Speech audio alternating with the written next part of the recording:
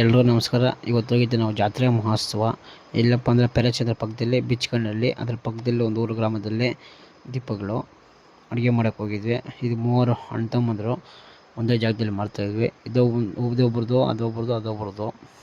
ಮತ್ತು ಇವತ್ತು ಮಾಡಿರೋ ಅಡುಗೆಗಳೇನಪ್ಪ ಅಂದರೆ ಮಟನ್ ಸಾರು, ಮೊಸರು ಬಜ್ಜಿ, ಬಿರಿಯಾನಿ, ಚಿಕನ್ ಫ್ರೈ, ಪಾಯಸ, ಅನ್ನ, ರಸ, ಮೂವರದು ಸೇಮ್ ಐಟಮ್ಮು ನೋಡಿ. ಮೂವರದು ಮಾಡ್ತಾಯಿದ್ವಿ. ಬಿರಿಯಾನಿ ಇನ್ನೊಬ್ರದ್ದು, ಎರಡನೇವ್ರದ್ದು ದಮ್ ಹಾಕ್ತಾಯಿದ್ವಿ. ಈ ಕಡೆ ಕೂಡ ಮಟನ್ ಸಾರು ಕೂಡ ಇಕ್ಕಿದ್ದೆ, ಬೇಯ್ತಾಯಿತ್ತು. ಮತ್ತು ಎಲ್ರಿಗೂ ಒಂದೇ ಪದ ಮುದ್ದೆ ತೊಳಸ್ಕೊಟ್ಬಿಟ್ಟೆ. ಮತ್ತು ಒಂದು ಚಿಕನ್ ಫ್ರೈ ಕೂಡ ಮಾಡಿದ್ದೆ, ಮೂವರದು ಚಿಕನ್ ಫ್ರೈ ಮಾಡಿದ್ದೆ.